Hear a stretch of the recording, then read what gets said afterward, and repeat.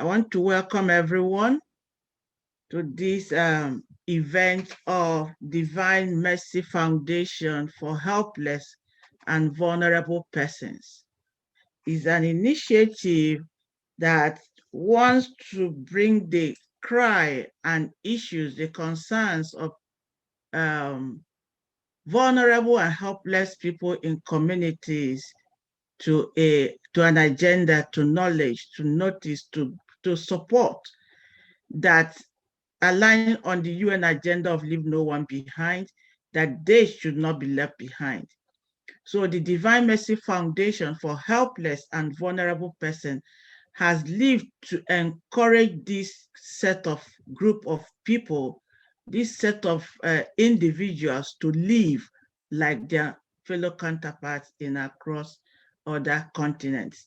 And today we are bringing their cause, their concerns to global discussion in order to mark the 2021 Day of the African Child.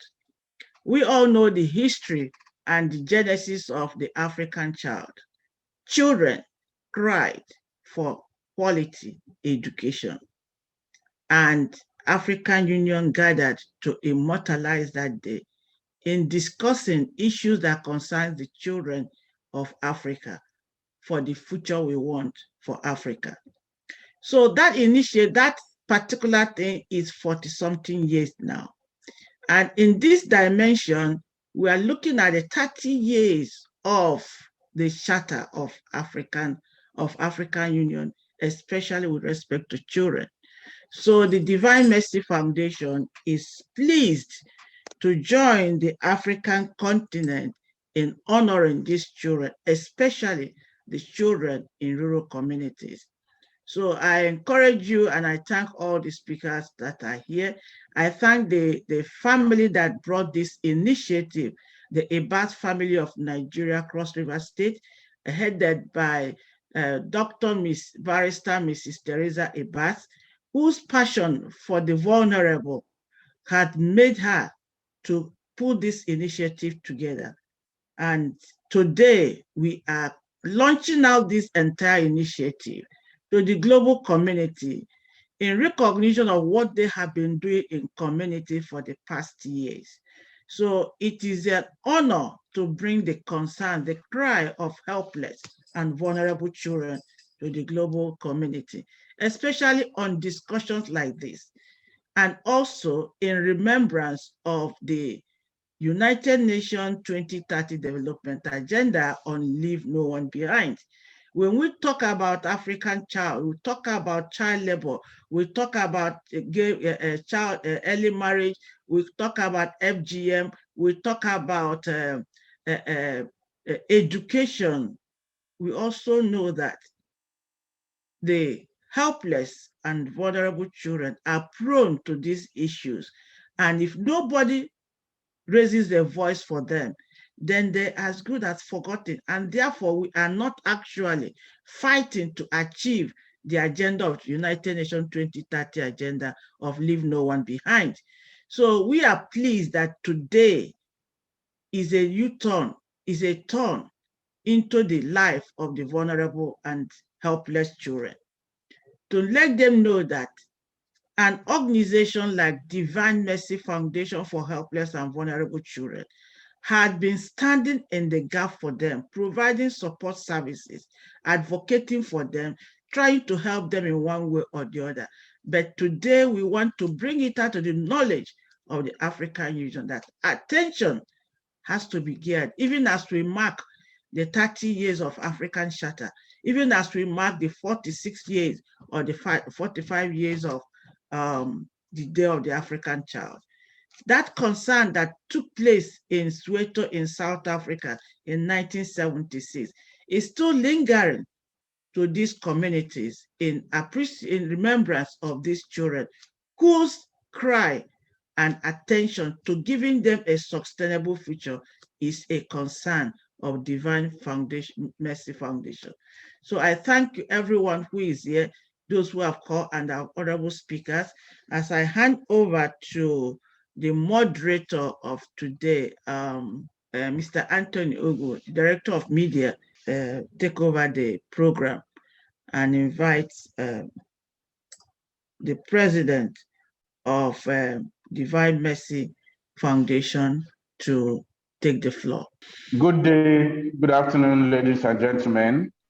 My name is Anthony from Abuja, Nigeria. I welcome you all to the 2021 Day of African Child. And I know we are working hard to make a better life for the African child, or to put a smile in their face. I want to bring in the woman behind today's event, the pilot of Divine Mercy Foundation. She has been a hardworking woman, and she has been so passionate about the African child. So I want to bring in the president of Divine Mercy Foundation to give us an opening remark. As it permits me, Ma, to call Dr. Barrister Teresa Ibos. Greetings to everyone. I welcome you all in the mighty name of Jesus. Yes, I'm speaking right here from Abuja, the Federal Capital Territory in Nigeria.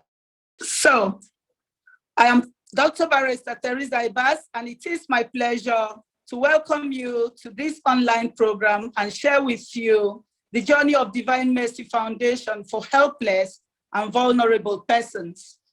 The foundation was founded by the Ibas family, to provide support to orphans and vulnerable children in our community. We started by offering scholarships to indigent students, covering hospital bills for children with severe medical conditions, and on our way to donating computers to schools. We also empowered others with skills and tools to carry on in life. However, we soon discovered that most communities are ravaged by poverty, lack of access to adequate healthcare facilities, poor education, malnutrition, and preventable disease. These problems often lead to long-term direct and indirect impact on the children, who often have no one to look up to. Given the enormity of the problem, the Divine Mercy Foundation, DMF, wishes to work along the United Nations agenda for the helpless and vulnerable persons on the 2030 development agenda, in keeping with its global mission on leave no one behind, as Dr. said earlier. Our vision is to create an African home for disadvantaged vulnerable care, discipline, and guidance. Bring them access to basic needs such as safe homes, quality healthcare, proper nutrition. Our mission is to create an effective child-friendly national legislative policy and institutional framework, keeping vital statistics, create healthy childhood, ensure good nutrition, and access to the basic necessities of life. Quality education, protected against violence, exploitation, neglect, and abuse. Having grown up to realize the importance of the Day of African Child, DMF considered it imperative to seize on the African child to desire objective for the future of the African continent. The 2021 Day of African Child theme, 30 years after the adoption of the Charter, accelerates implementation of Agenda 2040 for an Africa fit for children. The African Committee of Experts on the Rights and Welfare of the Child, established under Articles 32 and 33 of the African Charter on the Rights and Welfare of the Child, considered this theme for the commemoration of the GAC in 2021, to continue on the commitment towards addressing the numerous challenges facing of the rights of children level up to national and international levels. This is the very strength of DMF. DMF is visioned to see the Charter of African Union a result-oriented outcome that will reposition the future we want for all in Africa. Our main objectives are to ensure that children and adolescents are safe, school, stable, and healthy. We care about offering holistic services to improve the well-being of helpless and vulnerable children. We will provide services in a comprehensive, coordinated, and sustainable manner, using evidence-based interventions that focus on the child, household, and community. In collaboration with other like-minded organizations such as United Nations, we will strengthen the capacity of households and caregivers, helpless and vulnerable children. We'll encourage advocating for human rights, and in particular, the rights of the child, as well as the rights of underprivileged groups in the society. We'll encourage healthcare development and health promotions. Will assist in the process of social integration and the personal realization.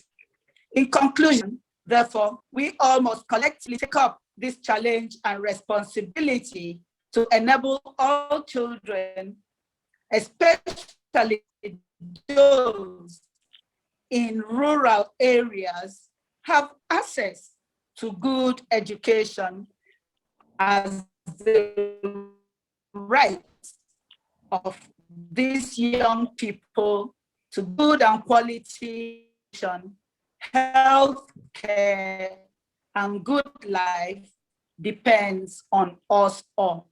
Together, we will make a difference. Thank you. Thank you very much, Dr. Barrister Teresa Ibash, the founder of Divine Mercy Foundation for Helpless and Vulnerable Children. Thank you so much, Ma. You've been doing a lot of work, just like I said before, as if I saw your article earlier on. Thank you so much, Ma. We are moving to the next speaker, and it's no other person but Ambassador Victoria Suleimani. She's going to speak on the call on helpless and vulnerable children. Ambassador, can you take the floor, ma'am? We are together.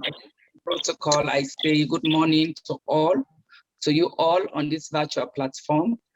I thank the Divine Mercy Foundation for Vulnerable and Less Privileged Children for the invite to speak on this theme.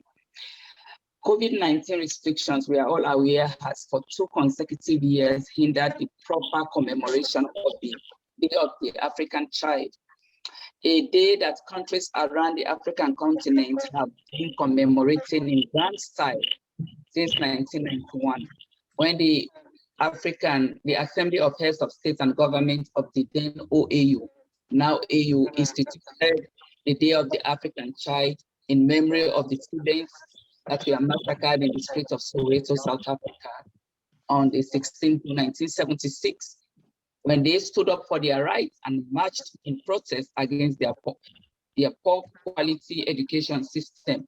And they demanded that they wanted to be taught in their languages.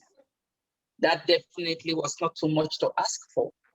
Why should an innocent child be killed for asking for his or her rights? Access to quality education, in our view in Sierra Leone, is not a privilege, but a right that every child must enjoy. Distinguished panelists, 45 years ago today, students were killed in the streets of Soweto. The reason for our gathering in this virtual room today, this initiative to organize a virtual platform to continue the commemoration of the Day of the African Child is a laudable one. Laudable because when I carefully reflected on this year's theme for the Day of the African Child, 30 years after the adoption of the Charter, accelerate implementation of Agenda 2040 for an African Fit for Children, I clearly captured the raison d'etre of this event. We must commemorate the Day of the African Child, COVID-19 restrictions notwithstanding. Indeed, this is one date on our calendars that must not go unnoticed. A day that those souls that perished should be remembered for their bravery in taking to the streets in defense of their rights. This is just a special day that every African on planet Earth, whether you reside in Africa or elsewhere, you must celebrate those children. This day calls for serious introspection and commitment towards addressing the reasons that led to the Soweto massacre. Indeed, we must, all of us, make concrete commitments at the national, regional, and global levels to address those numerous challenges facing our children across the continent. The Day of the African Child should be contextualized by member states as a follow-up to the realization of the rights of children from the family or community level up to the national and international levels. At this juncture, Mr. Chair, distinguished panelists, I wish to quickly highlight some of the measures that we have adopted, either as countries or at the continental level, to demonstrate our commitment towards the promotion and protection of the rights of our children in line with the normative positions that we have adopted. In Sierra Leone, in order to ensure quality care and protection for all our children, and to ensure their rights to not only free but quality education, their rights to adequate food and shelter, as well as their right to be heard, we have embarked upon a good number of transformative actions across a good number of thematic areas. I will just highlight a few that relate to the topic of discussion. The former Ministry of Social Welfare, Gender and Children's Affairs, formerly a twin ministry that has now been transformed. It has been split into two. So now it is the Ministry of Social Welfare as one ministry standalone and the Ministry of Gender as another standalone. This was done to ensure greater focus on the specific issues, the respective portfolios of the two ministries. These two ministries are now responsible for the protection of the rights of all our children, irrespective of age, disability, ethnicity, or region. Cognizant of the fact that education is the bedrock of every society, we have focused on developing the human capital and improving academic performance. Access to free quality education has been one of the major flagship programs for the government. The aim is to further ensure that education is modernized and made relevant to the development needs of all Sierra Leoneans. We see access to quality education as a right and not a privilege. We have therefore enacted an Education Act, which has led to the reform of our education system, making basic education free and compulsory for all children nationwide, with specific emphasis on the girl child. In order to consolidate the legal protection of the children, we have enacted new child-focused legislations and amended others. For instance, the Child Rights Act, which is a domestication of the Convention on the Rights of the Child, and the African Charter on the Rights and Welfare of the Child. And also we have enacted the Domestic Violence Act, to mention but a few. We are giving a voice to our children who now participate in radio and TV discussion programs. We are addressing issues such as child or early marriage, teenage pregnancy, through a robust campaign championed by the First Lady of the Republic of Sierra Leone. The ban that was previously placed on pregnant schoolgirls was lifted in 2019.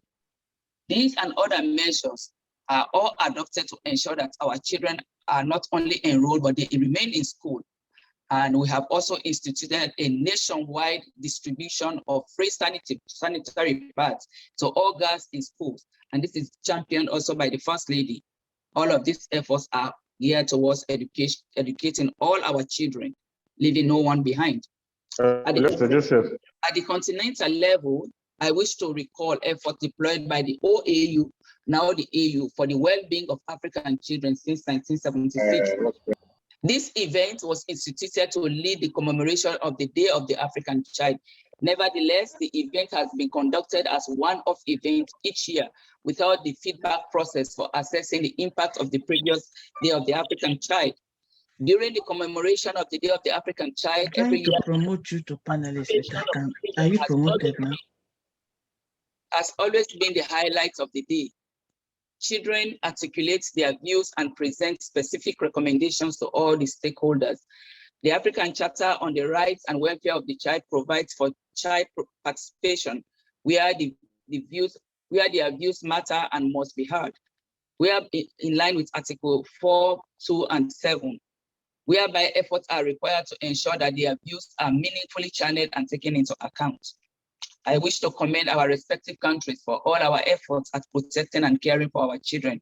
However, if we are to build back better post-COVID and accelerate progress on the implementation of Agenda 2040 for an Africa fit for children, there are outstanding issues we need to address, which I will quickly summarize as follows. 1, the African Committee of Experts on the Rights and Welfare of Children should continue supporting African children by ensuring that their rights are protected and promoted. 2, the committee also should continue to lead member states of the African Union in the cause of self-examination and obligation towards the abundant challenges facing African children. 3, the African Committee on the Rights and Welfare of Children should also continue to lead the commemoration of the Day of the African Child, despite the lack of feedbacks for assessing the impact of the previous Day of the African Child. The committee also should consider establishing assessment protocols. The committee should revisit education and community schools as tools for eradicating illiteracy and poverty. The committee also should pay more attention to girl child education as a priority for new commitments for the development of the continent. The inclusion of information and communication technology, ICT, and digital education to support, enhance, and optimize the nascent educational delivery for global competitiveness should also be considered by the committee. Advocate for the adoption of universally inclusive education continent-wide and assist heads of African nation states to understand that inclusive education means equal access for all learners, notwithstanding identity, background, or ability. Let me close with a word of encouragement and a word of advice. We have no doubt, all of us, Africa, at the national, regional, and continental level, levels, we have no doubt come a long way on the road to providing protection and care for our children, the numerous constraints notwithstanding. I will, however, encourage all of us to maintain this trajectory of making Africa fit for all our children. Doing so, we'll be helping ourselves, because in the scriptures, I will exactly quote what the Bible tells us in Psalm 127, verses 3-5, that children are all gifts from the Lord. They are a reward from him. Children born to a young man are like arrows in a warrior's hands. How joyful is the man whose quiver is full of them. He will not be put to shame when he confronts his accusers at the city gates. I thank you for listening. Thank you so much, Ambassador Victoria Suleimani. Those principles you mentioned for the girl child, and that is awesome. Instead of preaching every day, you have adopted and started acting on them. Thank you so much, Ambassador. Still on the same session of the call on helpless and vulnerable children, on the same session, which the topic is regional overview, education, social welfare and well-being for the African children in rural community. The second speaker under this topic is Reverend Father Josephat Ekong. He is in Pope John Paul II Minor Seminary, Okpayama-Yola local government, Cross River State in Nigeria. Reverend Father Josephat, if you are in the meeting, please take the floor. Thank you. I will begin with an appraisal of this noble and worthwhile initiative for such a kindly humanitarian foundation, Divine Mercy Foundation for the Helpless and Vulnerable African Children in the rural communities. This charitable initiative is coming up at a time that is most needed, especially in our society and more so in our contemporary times. Judging from the name it takes, it can be seen that the founders of this group have reached a decision to practically apply the scriptural injunction that we brought nothing into this world and we cannot take anything away from this world. Everything we have is gratis, is free. Therefore, if we have all this flow from divine mercy from God as the giver of givers, who gives without charge, it necessarily follows that if we receive without charge, we must also give without charge. The mercy we receive by the privilege from God is to be extended gratuitously to the less privileged. I strongly believe that if you are made rich, you are made such because of the poor around you. No one can be rich for the sake of being rich. That will no longer be divine mercy or riches. I praise and I thank this philanthropic initiative and pray that the good Lord who started the noble work may bring it to fulfillment. Before I venture into the discussion, I would like to highlight two terms, the child and vulnerable. This is important because from every indication, the aim of the foundation in view is to offer necessary education, social welfare, and well-being that is substantially lacking in most African children in rural communities today. The summary of this verifiable truth is that the African child is helpless and vulnerable because he or she lacks education and the social welfare that is capable of providing better life for the African children. Who is a child? A child generally is known as somebody, seen as somebody, a human being below the affirmation age. Define a child as a complete human being less than 18 years old. What then makes someone vulnerable? What is vulnerable? To be vulnerable means to be at risk, to be unprotected, undefended, unguarded, that is open to attacks. Together, if you put this together, therefore, a vulnerable child is one who is under the age of 18 and who is not protected, who is not defended. and is open to attacks. One who is vulnerable is generally weak and without protection, with the result that he or she is easily hurt, either physically or emotionally. We have causes of vulnerability and helplessness of African children. What is it that makes an African child vulnerable and helpless? Early death, if you like, chronic illness and early death of parents, abject and extreme poverty of parents, lack of access to social services such as education, health, adequate clothing or shelter, deficient caretakers, disability and emotional problems. We have also environmental influence. And when a child finds he or herself in an environment where people are habitually against the idea of schooling, or where the opportunity of going to school is far-fetched due to absence of schools in that area. The major cause of vulnerability of African children, as I know, is lack of education and empowerment, and a result of poverty.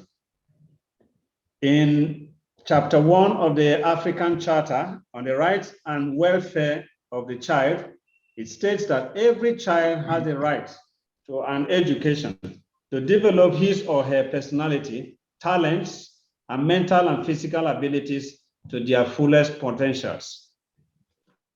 Some facts about education in Africa and the African child. Since lack of education is the major cause of the vulnerability and helplessness of most African children, it is important to have a glimpse of some facts concerning education in Africa. Of all regions, the sub-Saharan Africa has the highest rates of education exclusion. Over 1/5 of children between the ages of 6 and 11 are out of school today, followed by 1/3 of youths between the ages of 12 and 14. According to UNESCO Institute of Statistics data, almost 60% of youth between the ages of about 15 and 17 are not in school. We have all other data. A UNESCO study in 2012 showed that the number of primary age children not attending school in Africa accounted for more than half of the total global number. Now, we have the effects, the consequences of this vulnerability and helplessness of African children. The first one here is hawking. Children move from door to door, place to place, street to street, making vulnerable to sexual abuse, early pregnancies, early birth. They are susceptible to sexually transmitted diseases and early deaths, maltreatment, and child slavery for those who are given out to serve more privileged families for livelihood. We have also child marriages, especially for the girl child in Africa, child trafficking, child prostitution, and so on. A vulnerable African child is generally exposed to health hazards, economic downturns, natural catastrophes, and even man-made violence, illness, shock, and finally, complete loss of livelihood. Welfare of the African children. The African Charter recognizes the child's unique and privileged place in African society. African children, according to this charter, need maximum protection and social care like every other child elsewhere. They have the freedom of expression, association, and peaceful assembly, freedom of thought, religion, and also freedom of conscience. The aim of this charter is to protect the private life of the African child against all forms of economic and moral exploitation, work that is hazardous and which interferes with the child's education or compromises his or her spiritual or physical, social, and moral development. Recommendations and way forward. The welfare and well-being of the vulnerable and helpless African child is the responsibility of the government and those who are privileged, like in the case of the Divine Mercy Foundation in view, to use their God-given resources to work for the welfare and well-being of the less privileged children in Africa and elsewhere.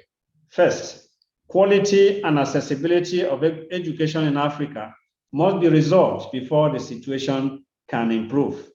Little wonder that UNESCO warns us that without urgent action, the situation will likely get worse as the region faces a rising demand for education due to still growing school-age population. Education for the African child should be a collective effort. UNESCO, UN partners, private donors, governments, churches, NGOs, etc., should be hands on deck to ensure that the African child is educated. Governments should also take special measures with regard to female, gifted, and disadvantaged children to ensure access to education for all, irrespective of gender, spread within the rural communities. Every child should be allowed to enjoy basic rights and freedom as much as possible, regardless of his or her race, ethnic group, color, sex, language, religion, national, social origin, fortune, birth, or status. Children should, whenever possible, have the right to be with their children. They have the right to live with their parents. No child should be separated from his or her parents against his or his will, except when authorities believe that this will be in the child's best interests. Parents or other persons responsible for the child should always act in the best interest of the child. Governments, I think, should do what they can to stop harmful social and cultural practices, such as child marriage, that affects the welfare and dignity of children. Child circumcision, for instance, recruitment of children as soldiers. The Congo case is very prevalent. Nor should they take a direct part in fighting wars.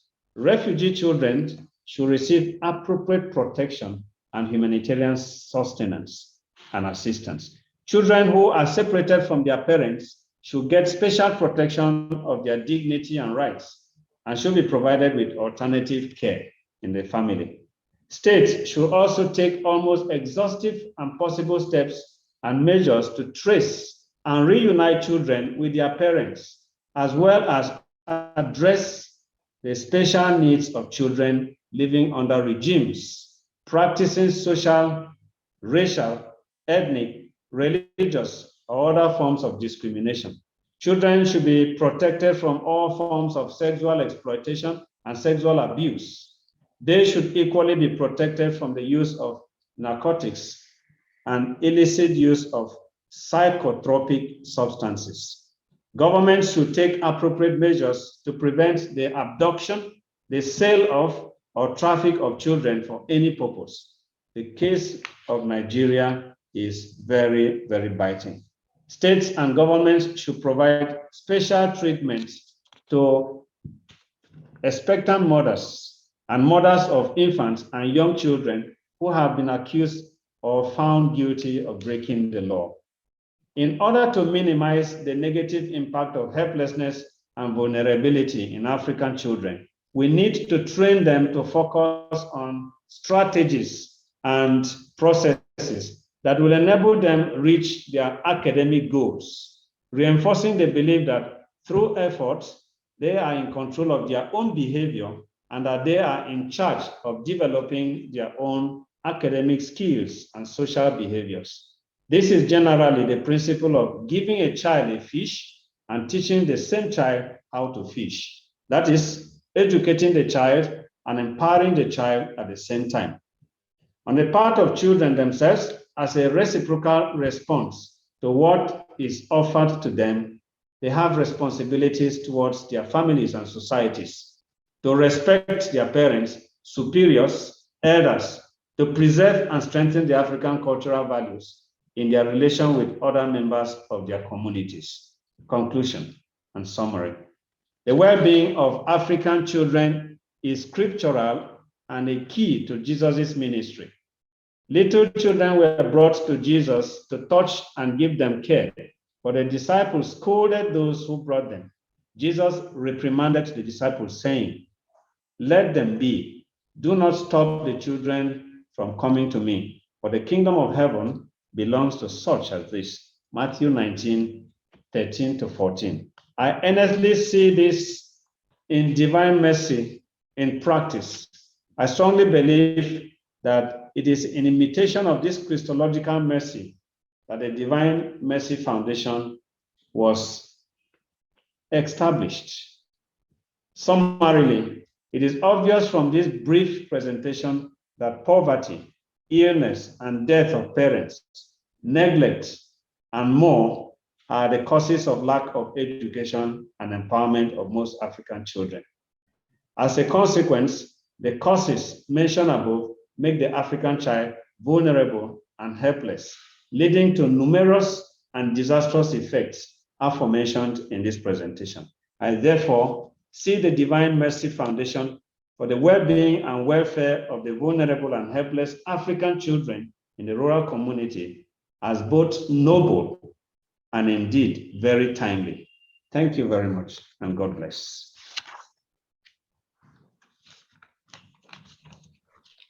Thank you very much, Reverend Father Josephat Echo. You've done a lot of research, and with all these problems enlisted and solutions, we can do great in our own time. We are going into another topic on the same session. The topic is health and well-being of African children, COVID-19 impact and after. And the speaker on this topic is no other person but Mary Kurek, Frontrunner Development Inc., business development for global innovators and publisher. She's also a Frontrunner Innovation, North Carolina, USA. Thank you so much. What an honor to be with such a fabulous group of people working so hard for Jesus and for our youth. So thank you so much. And thank you, Dr. Okika, and also Dr. Evis, for all that you're doing here. I'll start out by opening with a quote from a poem. And for those of you who've heard me say this earlier today, I apologize, you're getting it again. Quote from a poem, and I quote, "Today there is no repose. The sun will rise, the rain will fall. Another day will fall upon these saddened eyes." End quote. That quote I just read was written by a 17-year-old girl from Nigeria who submitted some poems recently to our Global Poetry Project for our girls mentoring program that His Excellency Dr. Osita Anamika and I are piloting. The poet explained that the poem is, and I quote, "about days of pain, sadness, and depression. In my family, we can hardly afford a 3-square meal per day. There are days we would go hungry with nothing or less food to eat.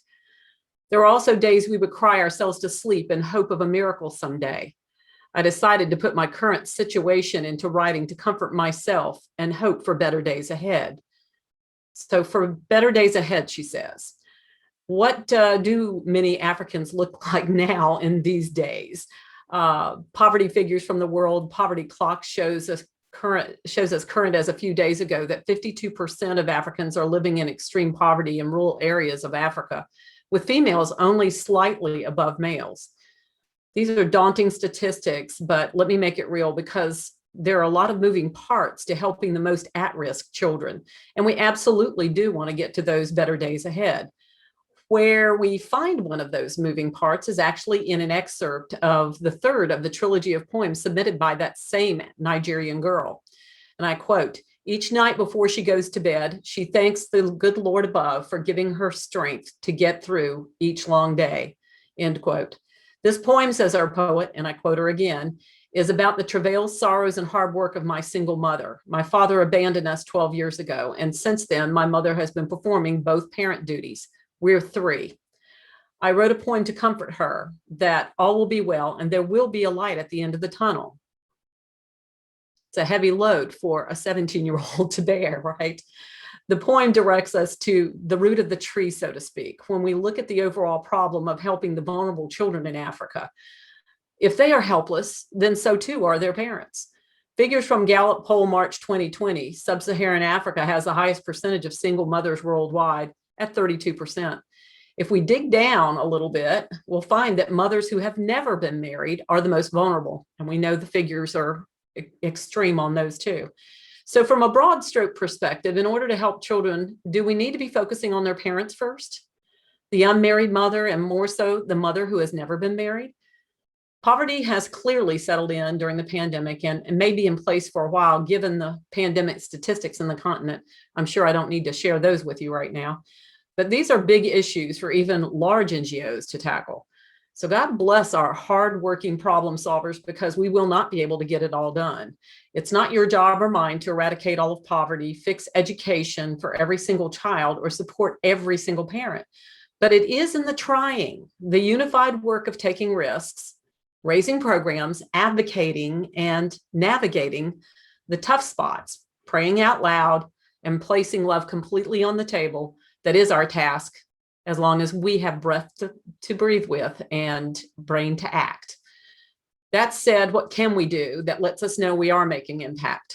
In a speech this week given by Jeffrey Sachs, president of the United Nations Sustainable Development Solutions Network, at their youth leadership event, he said the solutions are there. He further stated it will take youth leaders to access and spread the solutions. And I wondered, how would our young people, if we don't know them all, how would our young people know about the numbers of global solutions out there and how to gain access to them? I know Professor Sachs is right. You know, he's an economics professor, so he should be. But we are still missing something. And I'll tell you what I think it is by telling you this. Today, I have the privilege of interviewing former U.S. Congressman, UN Ambassador, and faith-based extreme conflict peacemaker, Mark Siljander. The ambassador, who has spent many years traveling back and forth to areas of Africa, published a best-selling book in 2008 called A Deadly Misunderstanding. The bottom line is that he successfully used a simple strategy of developing personal relationships and praying with leaders in the most war-torn places on the planet, with the most dangerous humans, to end political and religious conflict. Something his Capitol Hill colleagues had at the beginning told him was absolutely not the right way to go about it. The ambassador has proven them wrong many times over. The lesson here for working on big issues with other humans is all about building personal relationships. Our conflict right here we have before us is the battle we fight for all the things that are harming or keeping our youth from having a decent life. There are a lot of issues that tie into this battle, and some of those issues are other humans, like parents and politicians, etc. But just as Professor Sachs said, the solutions are there. So how do we gain access to them for our battle? What are they? Who is leading them? And not just where are they curated on a list, but who knows enough about them and their leadership to see the opportunity that's there? These elusive solutions are the nonprofits who build schools and stock them with computers in Malawi and provide connectivity and mentors to schools in Uganda. They are the organizations who teach life skills to girls and provide scholarships throughout Africa. It's the girls mentoring program Dr. Anna Mika and I are piloting. The media programs that stir up visibility, because visibility decreases the degree of separation between us and gives us access. I'm also including the owners of platforms for women entrepreneurs to sell their goods, and the wellness collaborators in Zambia, the Nigerian doctor that is trialing nutraceuticals to stop lupus in children, the NGOs getting sanitary and sexual disease prevention supplies to areas of Africa, and the leaders of youth development programs like Youth Gather Global.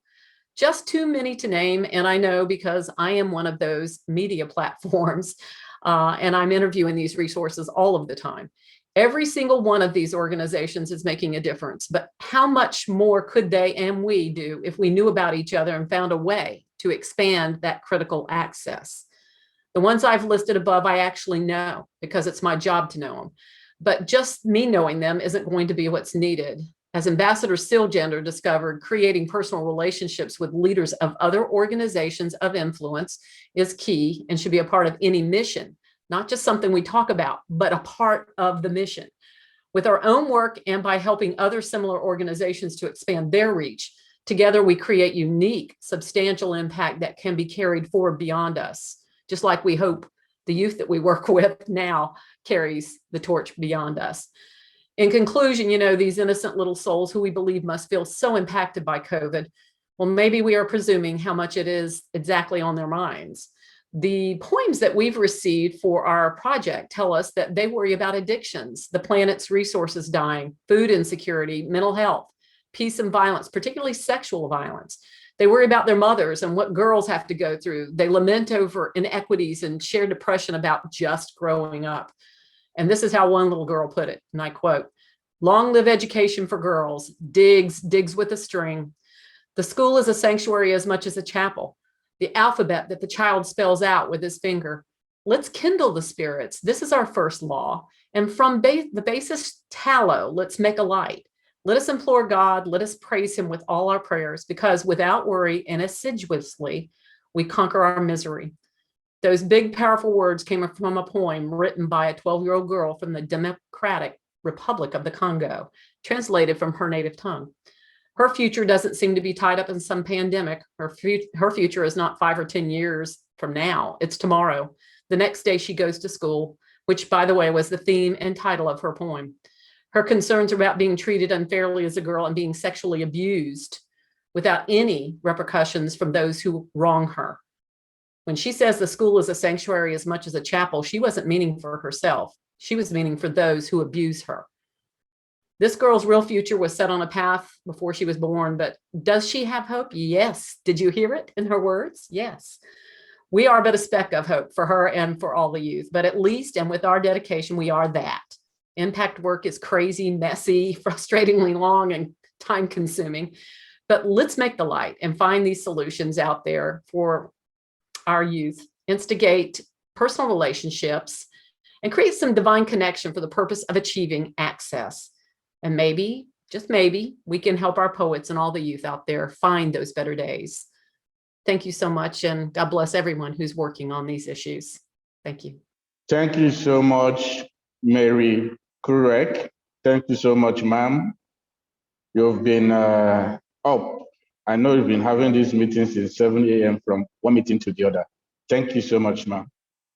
Still on the same session, but another topic this time around. And the great man that will be speaking to us is Dr. Akil. Dr. Akil will be speaking on the topic quality and inclusive education for lifelong learning. Dr. Akil is the director, Center for African Studies, Essex County College, New Jersey, USA. Dr. Akil, you're welcome to the floor, sir. First of all, I want to thank the organizers for taking the initiative to put together this event and for creating an opportunity to really begin to start thinking about inclusive education. When I think about even my own educational experiences, I began to start thinking about what were the challenges that I experienced as a young person being educated, and thinking about how do we change those realities for all the folks who are around us. And how do we look at that for a pathway forward for so many young folks who don't have access to education, both on the continent and abroad. And I think that we've got to, when we think about inclusivity of education, is we oftentimes look at that in a narrow way. And I think we have to be much broader in what we're talking about. Obviously, oftentimes we talk about the lack of women or girls in education and educational experiences. I think, though, that we need to, when we're talking about children and their access to education and becoming educated, that we've got to kind of go back to some of the traditional things in our community from Africa for hundreds and hundreds of years, and really begin to start thinking about it from, there's a Sutu proverb that says, moto ke moto gabato, which means that my humanity is attested to by how humanely I treat my neighbors, and that our humanity is seen in a reciprocal fashion. And I think as we talk about children and their access to education, that those are some of the ways in which we've got to start thinking about it. How are we treating our children in humane fashions, and what are the educational and social conditions that are provided for them as they are striving to become young adults, right? What are the rites of passage or the age initiations that they go through that oftentimes in urban environments, children don't have those. In diaspora, children don't have those. But I think that when we think about the history of who we are as African people, that those things have important values that are oftentimes neglected. Now, I'm not saying that everything that was done or still is done in some extent, to some extent, in those environments are ideal or even desirable. But I think there's a lot of things to be learned. And I think that one of the things that we're getting away from is trying to figure out how, what roles are that people, children, as they become adults, assume in society. And I think that there's room to think about balance between the male and female children, right? So that we have a tendency in some places to focus on just men or boys, and some to focus on just girls. But I think we've got to go back to ancient Kemet with the idea of ma'at. Ma'at is a word that means balance, truth, justice, righteousness, harmony, balance, reciprocity, and order are the seven in order. Those are the precepts of Ma'at. And when we think about that with regard to children, I think that we can create a different kind of educational experience. We tried something here in New Jersey along those lines. We started a children's co-op. It's like a homeschool co-op. So it was called the Ma'at Shule. And in doing so, we, a group of parents came together, we pulled our children out of public school and began to teach them in a homeschooling environment where the parents, for the most part, were the teachers. We had a couple of other people who came in, but for the most part, the parents were the teachers. And we developed that around an African-centered reality. And the pillars on which that stood were Ma'at, Ubuntu, Sankofa, and Metanefer. I'm sorry, not and the Nguzo Saba. And so those four pillars are the things on which were built the foundations of our educational process. And we tried to find ways of dealing with complementarity. We strive to find ways with dealing with the whole child, as opposed to just thinking about the child and being educated. We wanted to think about what were some of the challenges that they experienced as children and how they perceive those experiences, while teaching them math and writing and science, all those things. But we also strive to do those things in diverse and holistic ways. So I think that if we begin to start thinking about those things and moving away from kind of a Western European idea about the educational process, then I think we can really move to another level of educational experience for our children, globally speaking. And one of the greatest things that I've learned as an educator now for over 20, maybe, I don't know, the first time I taught a class was in the 90s, so almost 30 years now, is that we have got to embed in our children an African-centered reality. We spend so much time trying to send them to Western European schools and understand things in a European way and perfect our English or French or whatever else. that we neglect our own contributions to our educational experiences and to the detriment of us. And so I would say that if we looked at some of those things, that we could address many of the atrocities going on the continent now, in the islands, other places where we see that there's trauma for African people, even at the hands of our own selves in the United States, that we've got to have a different approach. And an African-centered reality, I think, is central to that. And so as we look at all these things that we're talking about in this program today, that, you know, that the health of children, the growth of children, the quality of their education, protecting them from violence, exploitation, and abuse, their exposure to criminal activity, behavior, and being the victims of crime, all these things, I think that there is, and I'm not saying this is simple, but I think that there's a way we can address this by having ourselves embedded in an African-centered reality and raising the children in an African-centered reality, and raising them to understand it in a broad perspective. Because oftentimes, you know, you can have a child who's raised in Nigeria who knows nothing about Kenya. You can have a child who's raised in South Africa and knows nothing about anything going on in the Sudan or in Senegal or DRC. And we don't even know our own continent, right? We don't know the histories of the continent, especially those different than what's told by Europeans.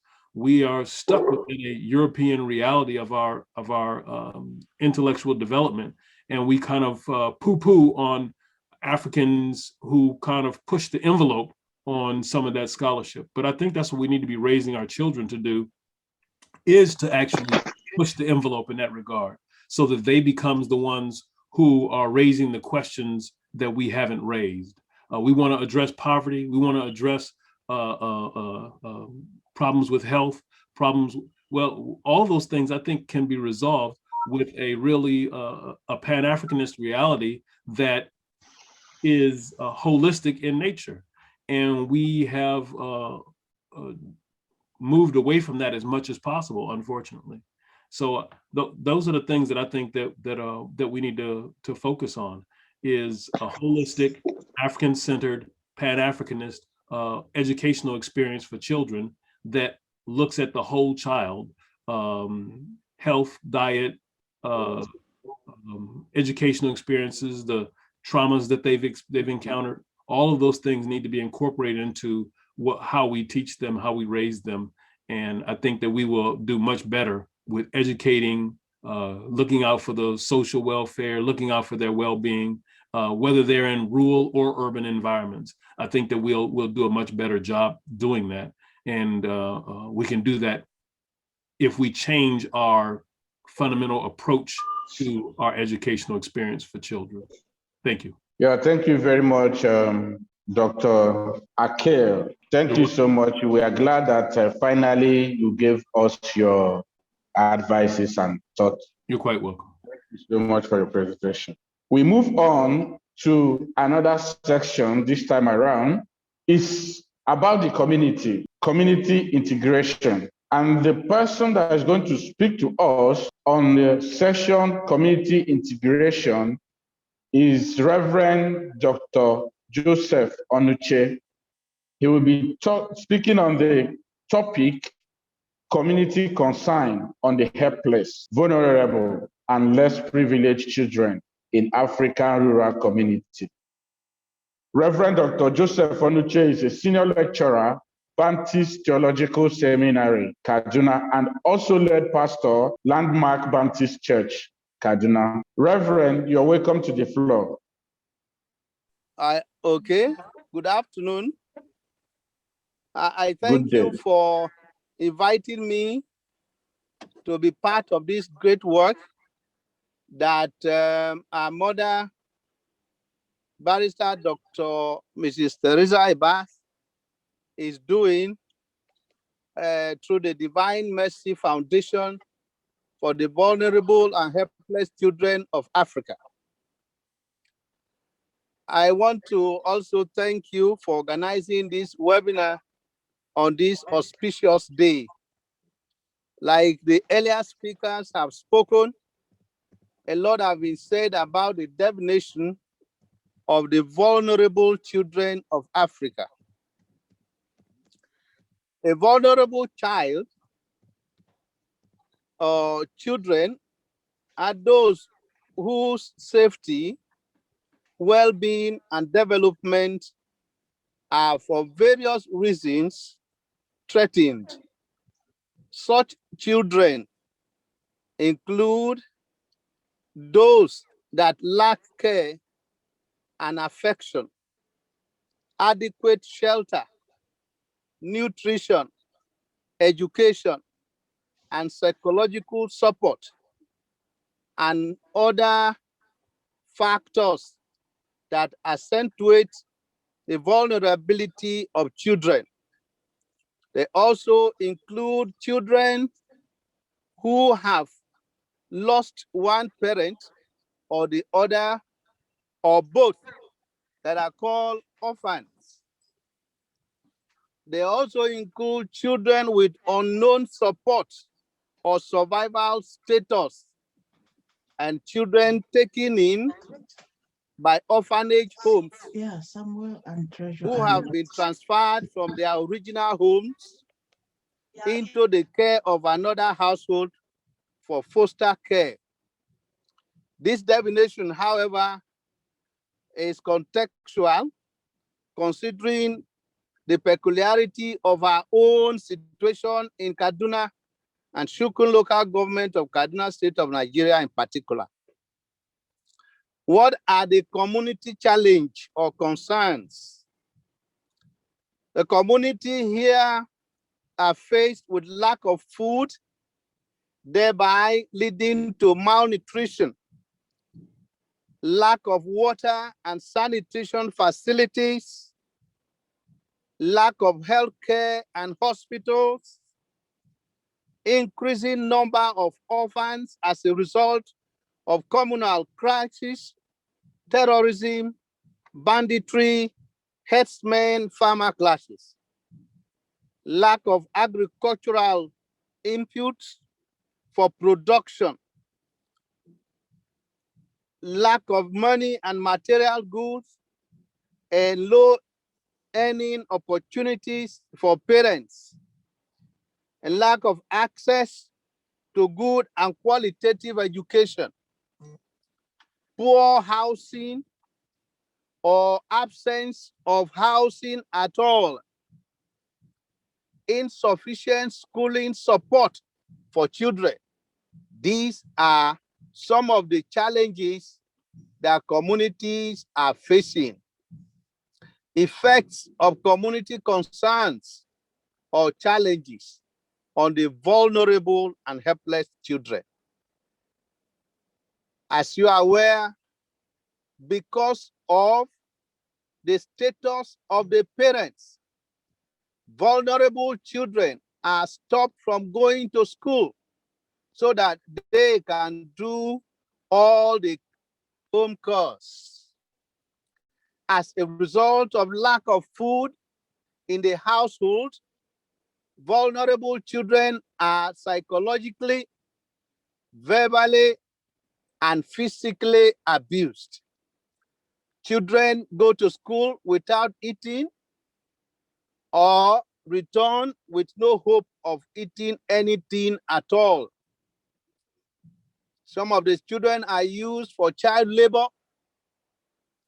They become hawkers on the street. Some became hewers of wood and drawers of water.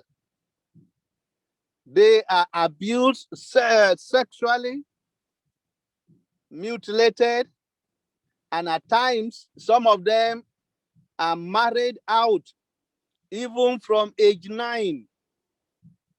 Majority have no access to education at all.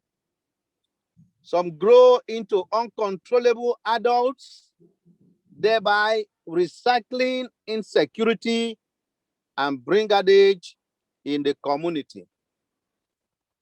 Recommendations. Community members should aim to raise awareness of the value of education in improving children's future, uphold child rights by prohibiting exploitative and harmful labor,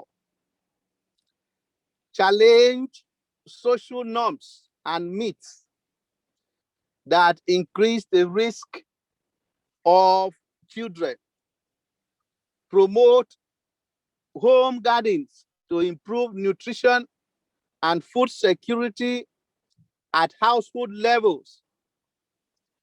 Government should have policies and programs that target communities where epidemics, wars, crises has left the largest number of orphans, vulnerable children, and affected families. Assistance should be provided financially and materially. Education should be made affordable and accessible. The government should develop a multi-sectoral response involving partnership at all levels with NGOs, such as the Divine Mercy Foundation.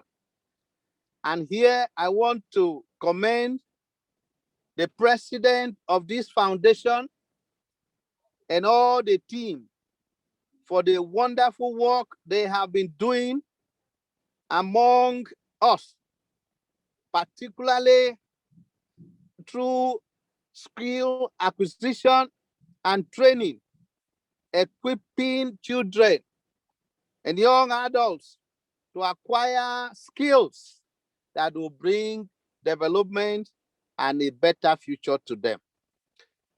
I urge that the government will partner more with Divine Mercy Foundation in Nigeria, and as this opportunity has come, the global community should be encouraged to partner with Divine Mercy Foundation to assist the African children access education and development. Thank you for the privilege, and thank you for making me a part of this program. Thank you. My camera went off. I am sorry. I apologize for the lack of video. Thank you. But I'm seeing you clearly. Okay, thank you, Reverend Dr. Joseph Onuche. Thank you. Thank you so much for the highlights from Kaduna. Kaduna is not, it's about 2 hours drive from where I am moderating this event from. So I can relate with what you're saying about the helpless children in the community there. Thank you. Thank you. Thank you, Reverend. Thank you, sir. So the next speaker is our little children in school. We want them to talk to us so that we can hear from them.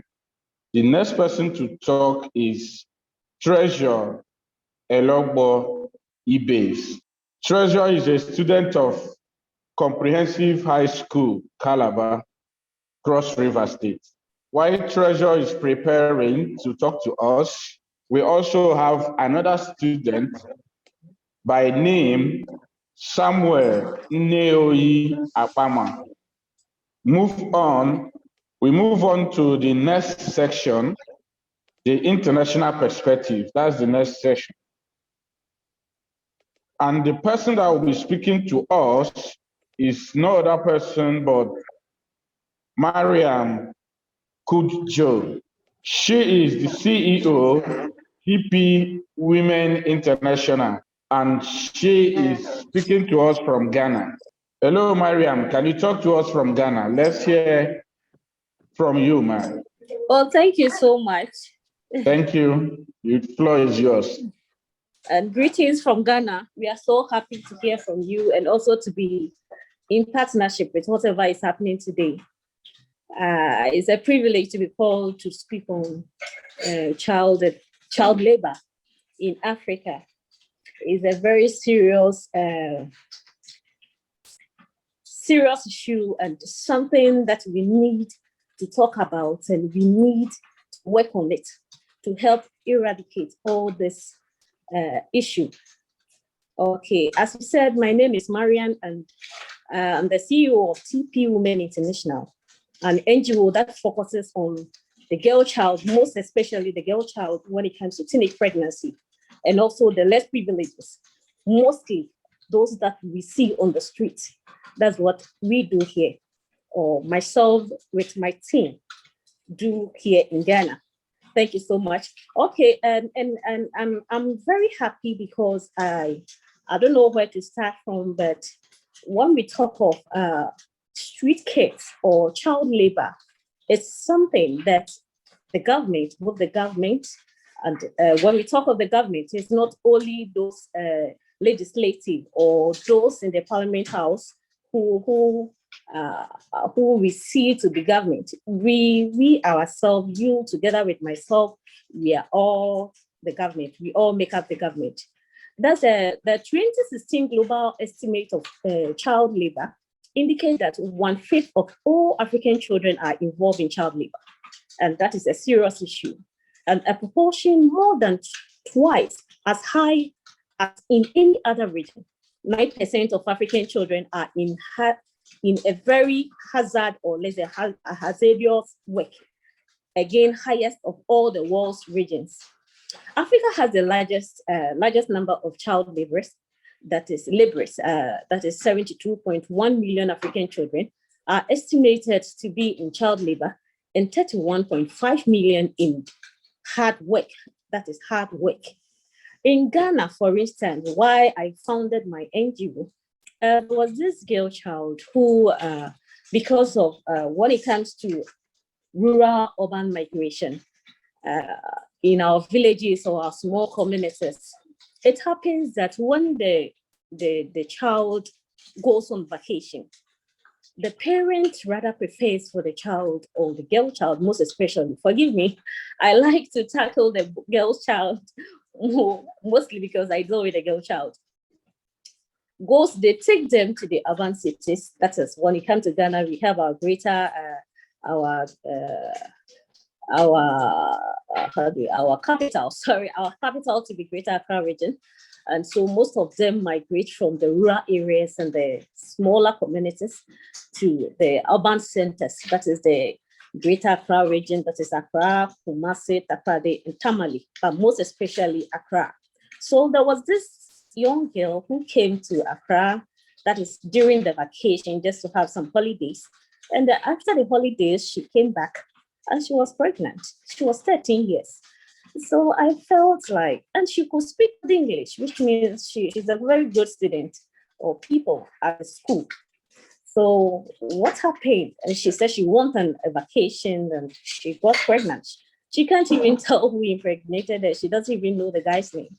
And it was very pathetic. So I asked her if she was going to continue her education after she put to bed. And she said her mom promises to take care of her or take care of the baby for her to continue her education. So I was so excited because the most important thing is the education. If the girl child can give birth, okay, teenage pregnancy, and later get someone to cater for the kid, for her to be enrolled back into her school, then it's a good thing. And after, I think she came to Accra National Health Insurance, yes. And after some months, I think almost about 6-7 months, she came back to the office to claim for her National Health Insurance card where I used to work. And I saw the little baby, it was about two-week-old baby at her back. So just being so curious, I felt to ask why she had a baby at her back. Where is her mother, the one who promised to take care of the kid for her to go back to school? And she said the mother has passed away. She's dead. Just after she died, she put to bed. And this really moved me, and I felt to get myself for it. I was really tired and felt to help do something about it.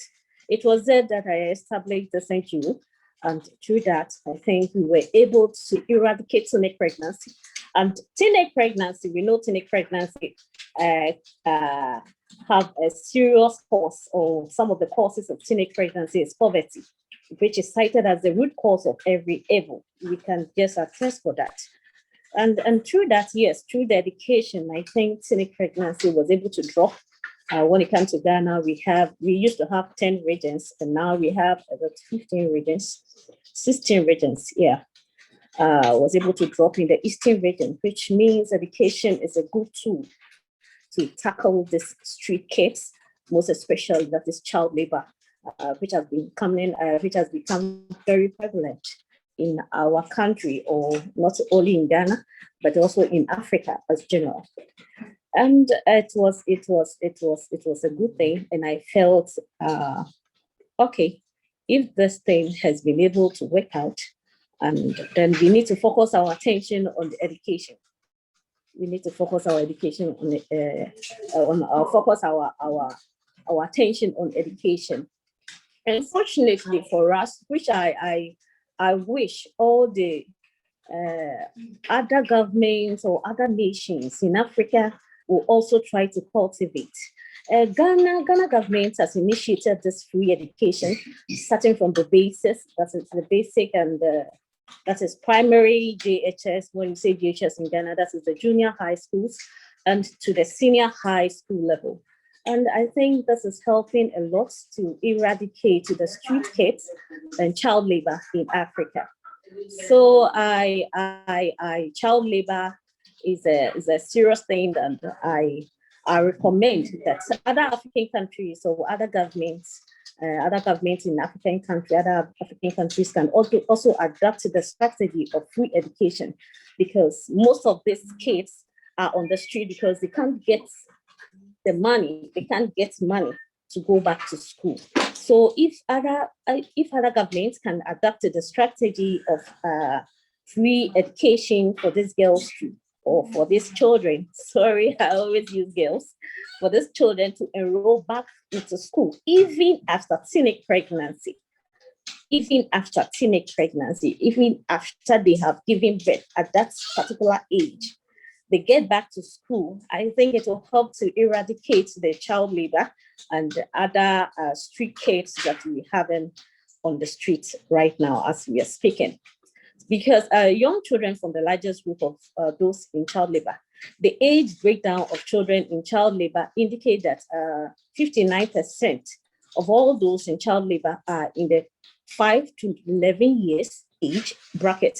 That is 26% are age 12 to 14 years, and 15% fall into the 15 to 17 years age range.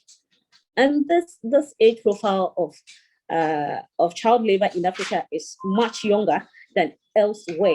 Children in the youngest age bracket also constitute the largest group in hazardous work in Africa.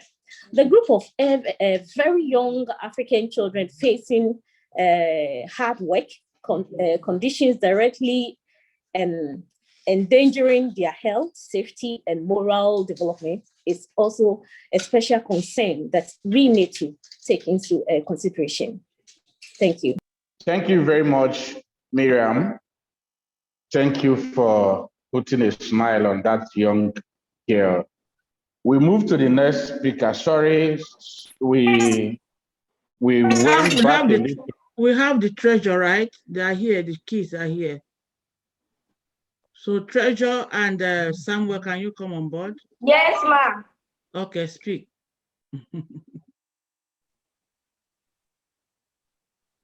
Go on. Good day, ladies and gentlemen. I am Samuel Noyakpama. I am privileged to be here at Kosi Divine Mercy Foundation.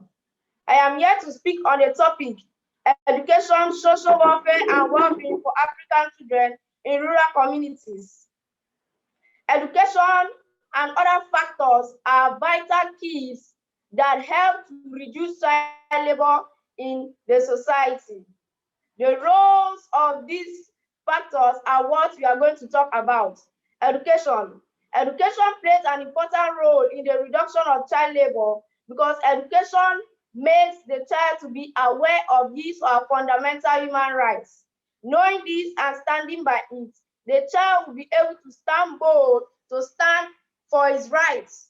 Also, the government in Nigeria has provided a universal basic education for children from primary to junior secondary school levels. But there need to be adequate facilities put in place to make this program effective.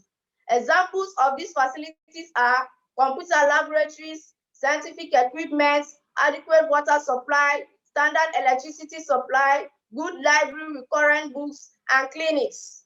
Also, the government have provided a school feeding program for these schools.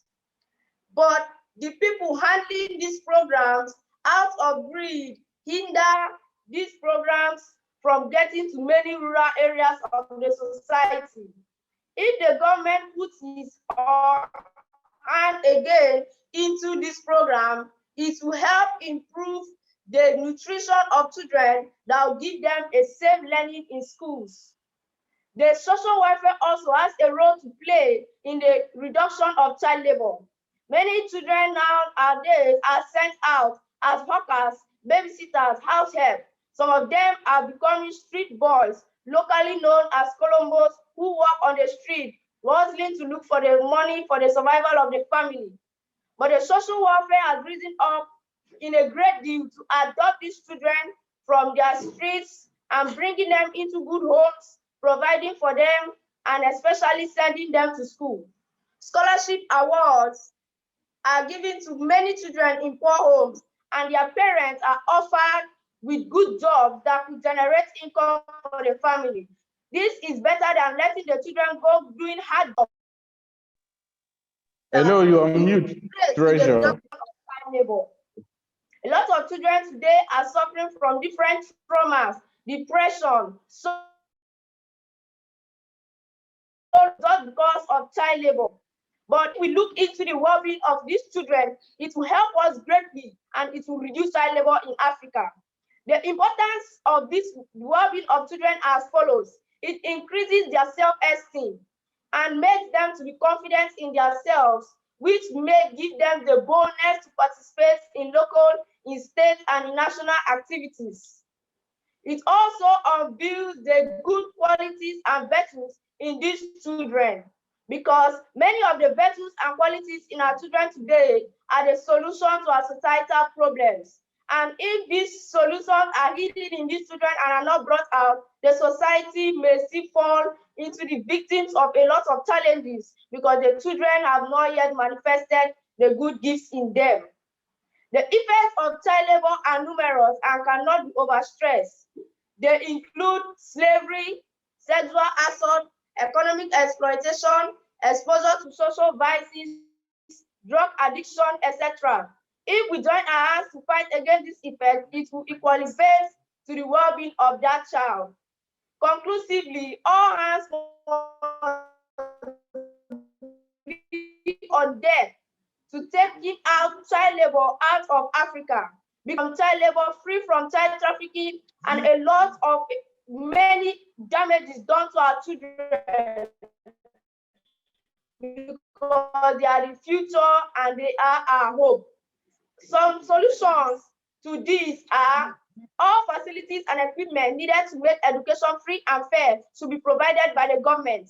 This will give the parents the willingness and interest to send their children to school. Also, there needs to be public awareness and sensitization to the society, especially to parents, on the hazard of child labor. Being convinced of this hazard, the parents will no more want to engage into child labor. We also need to follow up the global alliance that is working together to fight against child labor. We need to report cases of child maltreatment in our nearby neighborhood to the good source for report, like radios, the social welfare, etc. If we join our hands together as Africans to do all this, we have the hope that child labor will pack its loads and get out of our continent. Thank you very much. Good day, everyone. My name is Evanse Treasure Logo. I'm a student of Calabar Comprehensive High School functioning under Divine Mercy Foundation. I am here to speak on a topic that says education, social welfare, and well-being for African children in rural communities. Definition of terms. Education. Education is a mirror of any society and a seed of socio-economic development. It is a very important phenomenon for everybody, whether they are learning new facts, skills, or trade. Education transforms people from ignorance to enlightenment, from shades of social backwardness to economic improvement, and a nation from underdevelopment to a faster social and economic development.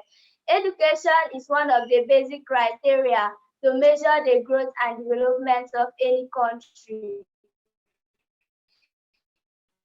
If you want to kill a nation, kill their education. Child welfare. Child welfare are a series of services designed to ensure that children and their families are safe. Child welfare are in a plural problems such as drug addiction, theft, etc. among maltreated children, as well as ensuring service delivery to children who exhibit behavioral difficulties. Child well-being.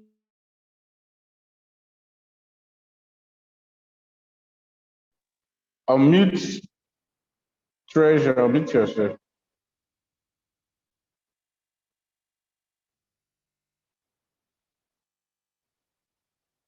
Hello, Treasure, you're on mute.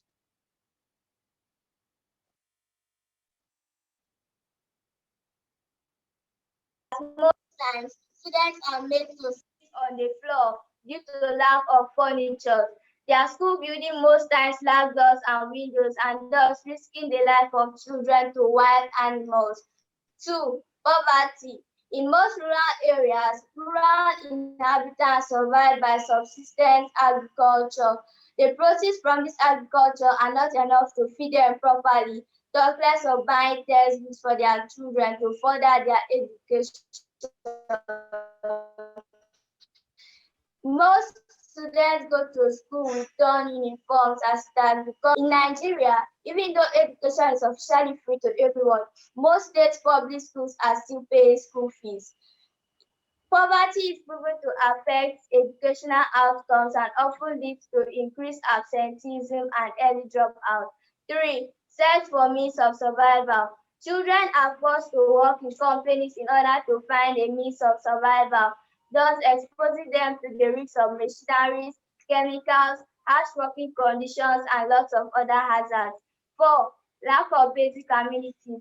There are no proper basic amenities such as clean water, clean restrooms, etc. to those available schools in rural areas.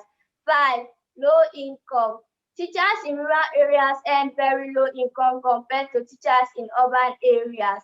As teachers are not satisfied with their income, they generally do not give proper attention to students, and most of them move to urban areas. Efforts of the government.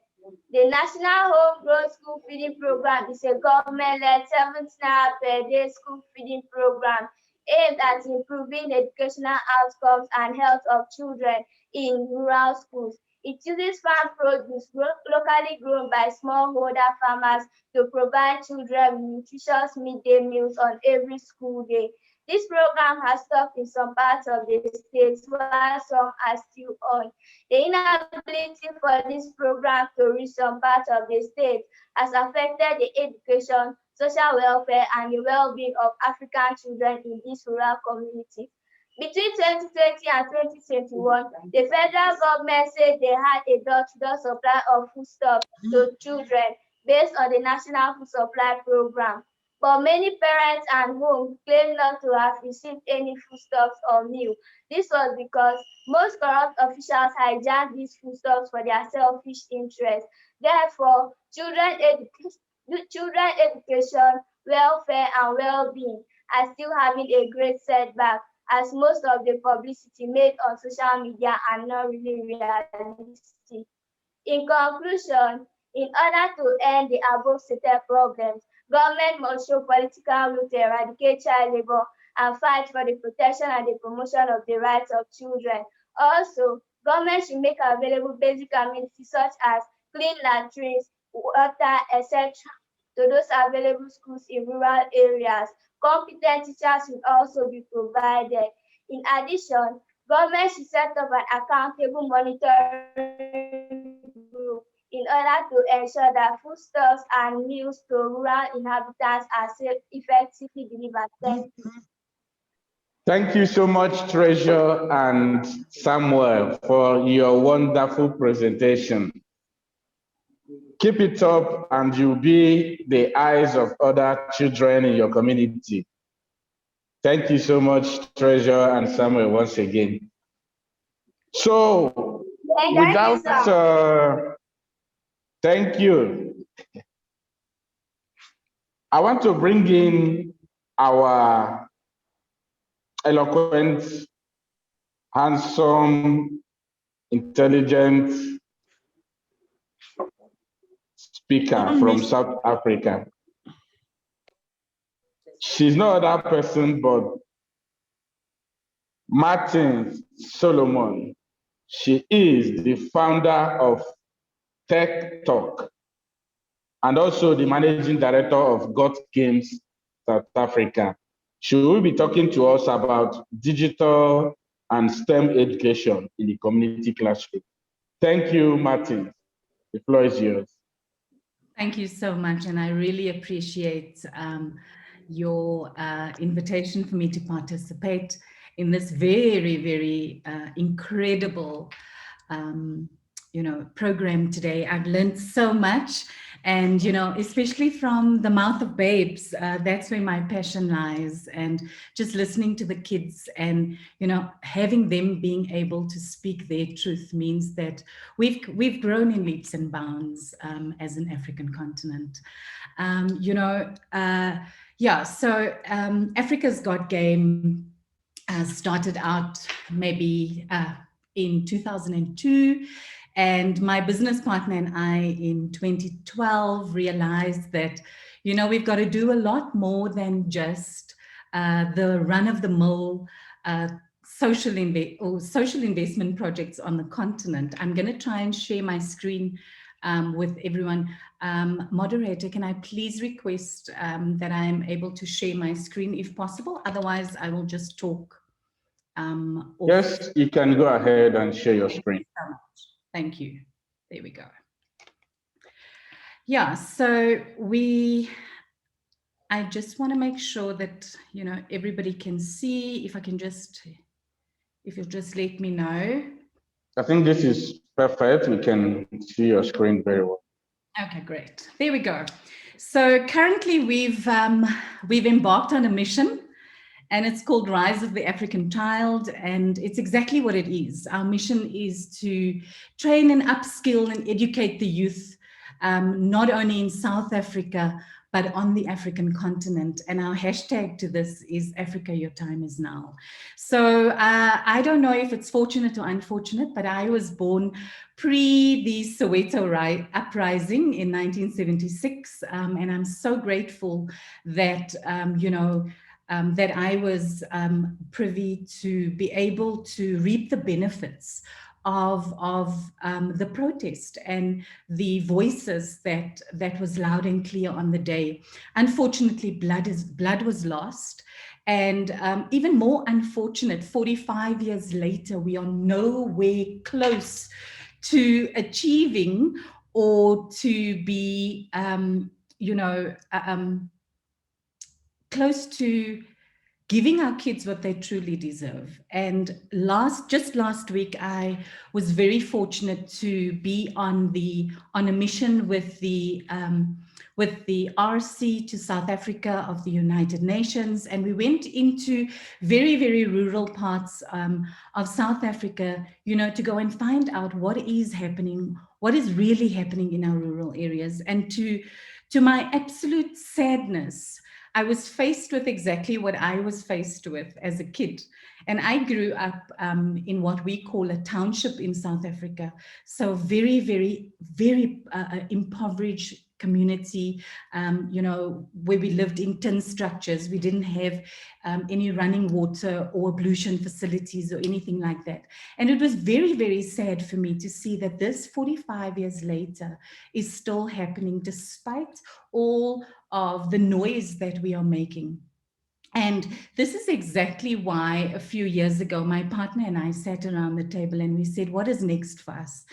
And, you know, I'm very blessed. God has really blessed me with a wonderful business partner. And, you know, he's South African, also comes from very impoverished background, but had, you know, worked 3 jobs during his schooling career in order for himself to get himself a one-way ticket to the US and to go and follow his dream for technology. So he's come back with, you know, with a wealth of knowledge and heart. And together we're trying just to educate the youth in what we call, or, you know, the buzzwords, the 4th industrial revolution, et cetera, et cetera. But what is it really to us? And I think this is our what, if I can simplify it into 3 simple principles that we strive by. And it's simply forging people of purpose. And what do we mean by that? Forging people of purpose means that we need to take a psychosocial approach in order to reverse imposter syndrome, reverse the poverty mindset, and instill the greatness that everyone has been born with. And then our second principle is to create a life of significance. And we want to create a pathway or a gateway in order for our children right now. And when I say our children, I mean the children of the African continent, in order for them to leave a legacy to their children and not to suffer in the trenches of gutter education any longer. And then our third pillar is investing in people's purpose, in people of purpose, and allowing people to explore what their purpose and their passions is, and to do that freely, and to be able to just, have access to facilities that allow them just to explore and to be able to just, go and test, like we say, just go in, if we create these centers, just go and test what is available out there without having to feel that you're not worthy, it's not for you, it's only for those who have money. And it's so sad, on our journey last week, we walked into one of the schools, and I spoke to one of the young ladies, and I said to her, so, do you love mathematics and science? She says, I do, ma'am. And she spoke in Afrikaans, or she spoke in English, and she said, I do, ma'am, but unfortunately, I cannot do mathematics and science. And I said, why is that? The school offers mathematics and science. And she says, ma'am, the school only offers mathematics and science if you can speak Afrikaans. And my mother tongue is Tswana. I cannot take that. It broke my heart that we are failing our children, that we are not being able to be taught in our mother tongue. Yet in 1976, blood was spilled for this exact reason. So we have not grown as a continent. Sorry. So our aim as God Game, and we have multiple social enterprises under our group company, which is Got Game. And our aim is to be a forerunner in training and development for the next generation of leaders, interested in careers that are going to drive our economies, and not just for us to be the laborers. So we were very fortunate, after years of blood, sweat, and tears, that, finally, one of our dreams has been realized, where we have been able to put a one-of-a-kind and first-of-its-kind 4th Industrial Revolution lab in Fourways in Johannesburg, South Africa, and we are so committed to be rolling this out in leaps and bounds with the partnerships that we meet along the way on the continent. And we just need, what we have, a 3D printing lab where we bus kids in from disadvantaged communities and teach them, and for me, the basis is coding. And I believe that, like we are taught English and every other language in schools, We need to be teaching coding as a universal language, because that's the language we speak. Coding is the basis of everything that we do in the fourth industrial revolution. Yet, 90% of kids on the African continent do not understand that there is such a thing as a coding language. So we're trying to break those barriers. We have a 3D printing lab. We have a lab where there's next generation of computing, where we have hundreds of computers available to these kids, that they can just come in and experience and just live and make the mistakes and have people at their side to be able to say to them, you can do this. You know what? You're amazing. Rome wasn't built in a day. And when Rome was built, it was built with broken bricks as well. So we can do a lot better than that. Augmented reality, virtual reality, digital marketing. We want to create, we have all of this under our, in our facilities. And we're very fortunate to be rolling out another 4 facilities within the next few weeks. And we believe that these are going to be thousands of facilities on the continent within a very short space of time. We want to create multiple academies on the African continent, focused on making an investment in the people and aligning them to their purpose and providing them an education of the highest quality. And we have the diaspora to back that up, and we need to call them back home to say, come and support us, because you've studied in the Silicon Valleys. Let's create the Africa Valleys and let's make waves. We need to transfer the skills that will make our children the exceptional leaders of the world for tomorrow. And we're not going to do that by doing things the way we have been doing them all the time. So what is our approach? I mean, this is essentially, the fourth industrial revolution. It's coding, it's artificial intelligence, it's the automotive industry, the Internet of Things, drones, agriculture, data sciences, virtual reality, e-health, cybersecurity, robotics, and these are just a few. There's a plethora of all of these things, that we can focus on. But what we do is we aim to provide the students with access to world-class facilitators and labs. And we're very fortunate to have our programs accredited both in South Africa and with international partners. And this is in order to allow our children to pursue leading careers. We don't want the laborers anymore. We want the innovators. We want the developers. We want the people at the top. And we have the skills, we just don't give them the access.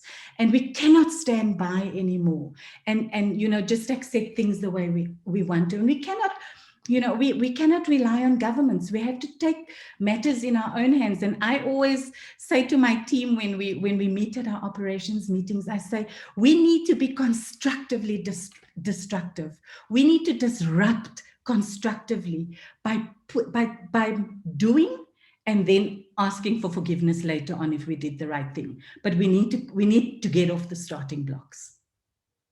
So these are just a few of the things that we currently have learners in. We have, 3D printing, we have the IoT labs, the AR, the artificial intelligence, robotics, data science. We've got cybersecurity, which is such a big industry at the moment. And we meet incredible people in the diaspora that have all of these skills and that are ready to support us in all of these initiatives. We do it from a certificate level, and then we move on to diploma. You can do a bachelor's degree through us. You can do a master's degree. And if you're wanting to, you can do a PhD. We have no limit. We do not place limits on anyone because we should make everything accessible to each and every child on this continent. You see this little picture here. I want that to be our kids looking at what they have designed and what they, have developed and innovated, not the other way around, not where they are being asked afterwards to pick up the crumbs on the floor. That's not what Africa's about. These are just some of the partnerships, our recent partnerships. We've got Nokia Global, Skins, Edu Excellence, the Peace Foundation, Accelerate, iLab. We have many, many, many global partners that we are talking to. These are just a few that we have been working with in the last few months. And then, these are just some of our recent activities to show you what is possible. We have the endorsement of our Minister of Communications and Digital Technologies, and she opened our academy last year and gave us a very, very strict target. And she says she wants 1 million digital jobs. So we're working very hard to alongside our minister to be able to say that we will be a forerunner in assisting her to achieve her vision and her goals as well. And then it was amazing for us through our Nokia a partnership.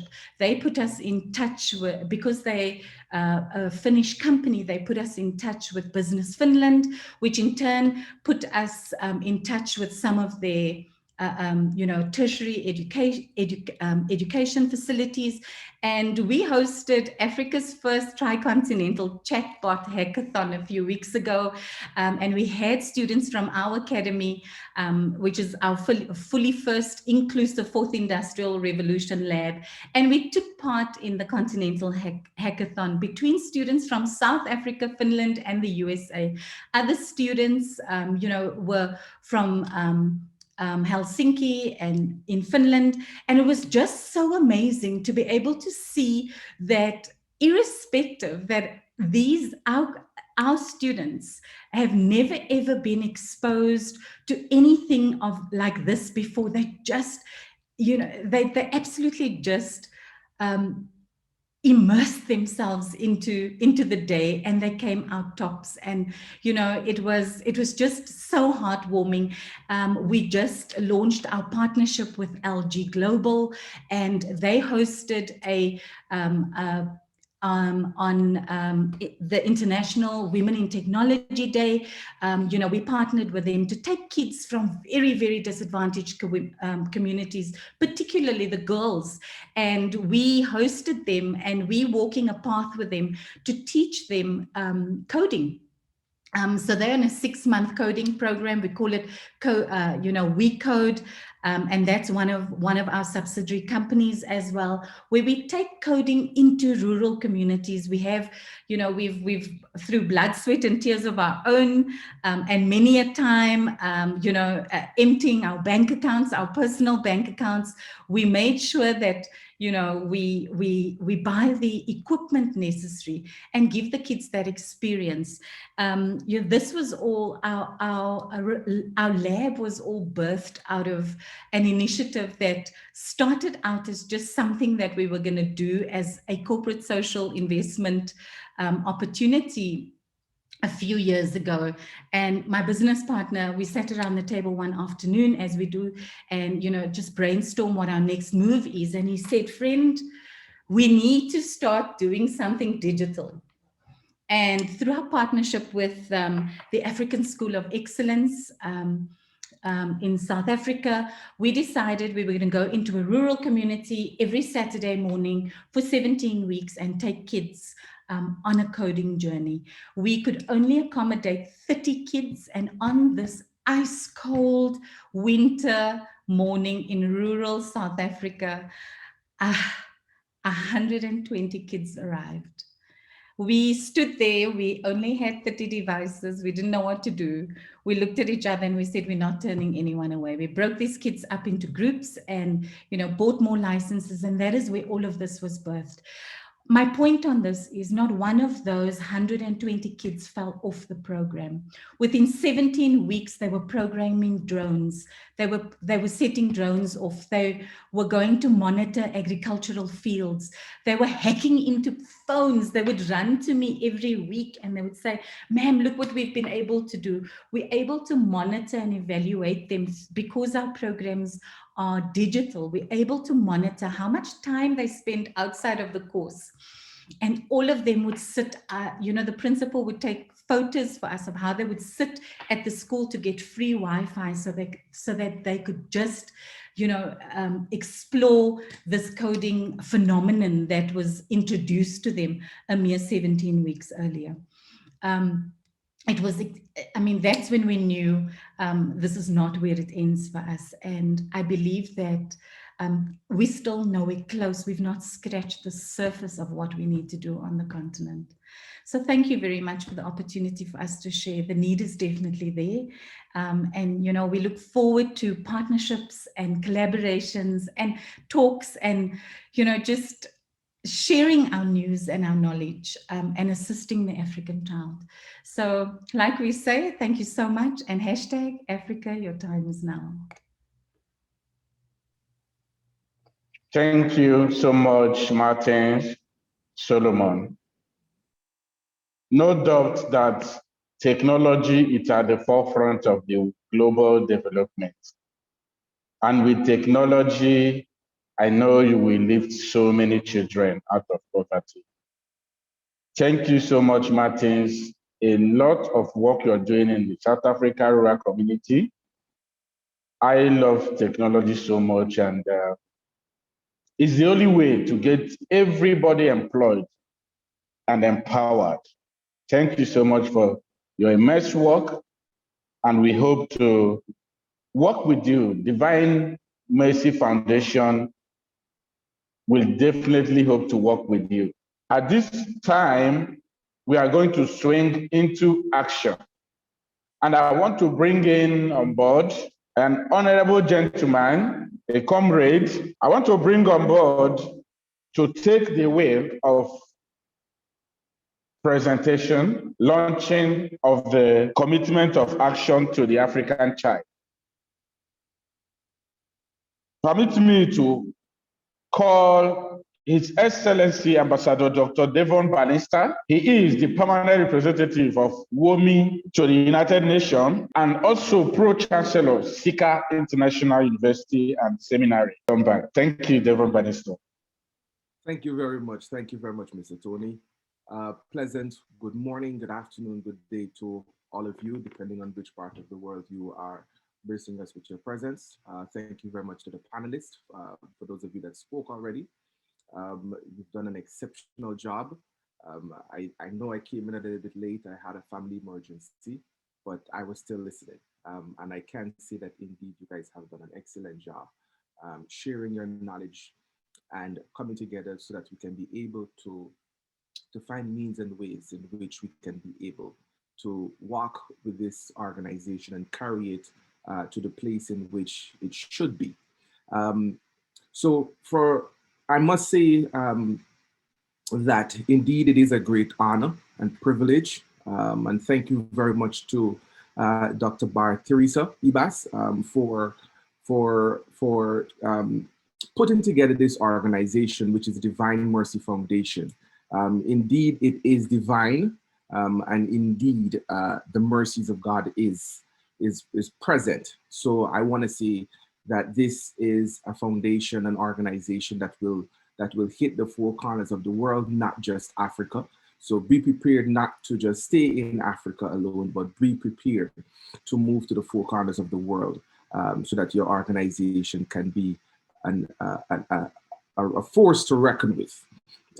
I know you will be partnering with many other organizations because that's something I see you doing.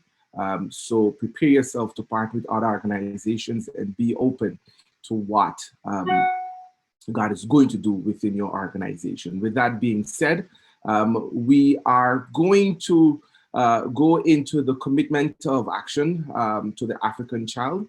So to take this part, we have, please forgive me if I pronounce your name incorrectly. I'll try not to butcher it. Tony's the man who can do this perfectly well, but I will try as usual. Dr. Ada has done an exceptional job in taking my tongue and cutting it so that so that I can pronounce those African names correctly. And I must say thank you very much to her as well for that. But nevertheless, coming to speak to us now on the launching of the DMF initiative in support of the helpless and vulnerable persons of Africa. of African children in community. We have K. Onyukoa, if I pronounce that Kia, or it's K. It's different, but Miss Onyukoa, I hope I pronounce it correctly. You have the floor. Please go ahead. Thank you. I could challenge you and ask you to pronounce my full name, but I won't. Ladies and gentlemen, thank you for this platform. Thank you for the invitation to participate.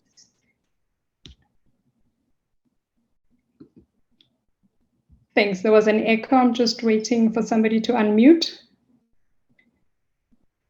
Thank you. Thank you for this opportunity to participate in this wonderful initiative. My name is Kiabeto Onoka. I'm the Managing Director of Governance Hub Consulting based in Johannesburg. We specialize in corporate governance advisory services. Through the Governance Hub work, I've had the privilege of working with various philanthropies similar to what DMF does. I've had the opportunity of working for the Alan and Jill Gray Foundation, the Alan Gray Orbis Foundation Endowment Early Learning Initiative, which focuses on education in South Africa, as well as the Nelson Mandela Rhodes Foundation. I'm just going to share a little story.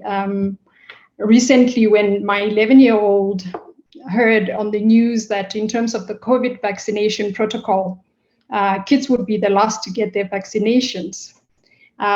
He protested vehemently and stated with authority that the president was not forward-looking. And his assertion went something like, "But we are the future. Why should we be the last ones to be saved? Without us, there's no country, and effectively, there's no world."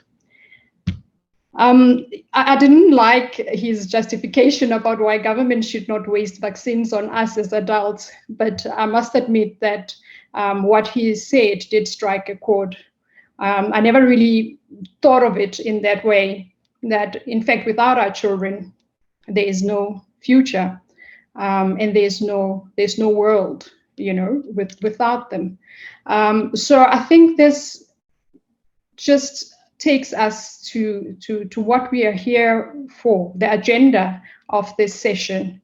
From the 11-year-old boy that believes that my life and your life are not worth saving. It is really just the future of our country, the future of the continent, and the future of the world. The speakers before me spoke with such persuasiveness and aptly articulated the founder's vision. And I want to challenge us to imagine what the future world would look like. Imagine an Africa where every child has access to clean water, for example. Imagine an Africa where every child has access to good nutrition. Imagine an Africa where a child in the most remote of villages has access to good education and decent health care. Imagine that same child growing up in a community that has child safety as its cornerstone. Let's just imagine the giant waking up and taking its place in the world, because, ladies and gentlemen, that African child is the future we all yearn to witness. You and I have a responsibility to not only imagine, but to heed the call, as we have done today, to seize every opportunity to make a difference and support the visionaries that have dared to take action. The vision of DMF is to create an African home for disadvantaged and vulnerable children to reach their full potential, giving them access to the basic needs such as safe homes, quality healthcare, proper nutrition, quality education, secure environments, and thereby nurturing children and the youth into being productive and confident human beings while strengthening families and communities. Our mission is to lobby for an effective child-centered national legislative framework and policies in all the states that we'll be partnering with. Together with our partners, we will ensure good nutrition, access to good quality education, protection against violence, against exploitation, neglect, and abuse. We will lobby for a child-sensitive criminal justice system and ensure every child is cushioned against the impact of armed conflicts and other disasters. Our aim as DMF is to ensure that children are safe, the children are schooled, children grow up in stable environments, and the children are healthy. We care about offering holistic services to improve the well-being of helpless and vulnerable children. We will provide services in a comprehensive, coordinated, and sustainable manner using evidence-based interventions that focus on the child, the household, and the entire community. In collaboration with the government of Nigeria, we will strengthen the capacity of households and caregivers to provide adequate care for helpless and vulnerable children. We will do that by ensuring the following. We will ensure the existence of an effective child-friendly national legislative framework. We will ensure the registration of every child's birth and the keeping of other vital statistics. We will partner with those that will come on board to ensure that every child grows up well-nourished with access to the basic necessities of life. We will ensure that every child has access to quality education. We will partner and ensure that every child is protected against violence, against exploitation, neglect, and abuse. We will ensure that children benefit from child-sensitive criminal justice systems, and that every child is cushioned against the impact of armed conflict and other disasters. Ladies and gentlemen, as DMF, we believe that a child's prospects and achievements in life should be determined by their own aptitudes, drive, mindset, and enthusiasm, and should not be constrained by circumstances of their birth or their parents' economic standing. We therefore cordially invite you to partner with us as we go ahead imagining this prosperous Africa and take a decisive action towards leveling the playing field for African children to take their rightful place in the world. With those words, I thank you. Okay. So this is what Divine Mercy Foundation, these are our launch commitments. We will focus on a sustainable future, parental care, social amity. We will partner to fight child labor. We will focus on ensuring access to good quality education. We will focus on getting good health care and ensuring the well-being of our children. We will ensure that our children have good food and nutrition and fight against hunger. We will also focus on the girl child and ensure that a girl child has equal opportunities to the boy child, and keep the protection that we spoke about earlier on, as alluded by the speaker from Ghana, and ensure that a girl child has all the protection that they need to continue being a child and to flourish. I thank you. Thank you very much. Thank you, thank you, thank you. That's an interesting and a wonderful charge. So I would implore everyone to jump on board with that charge.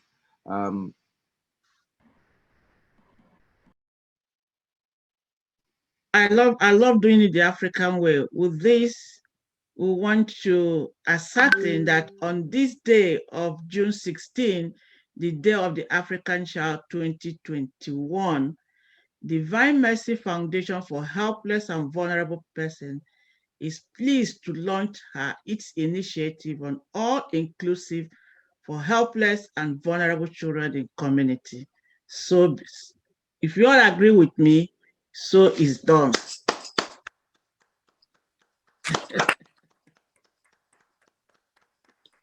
Thank you. Thank you. So over to you, Dr. Bannister.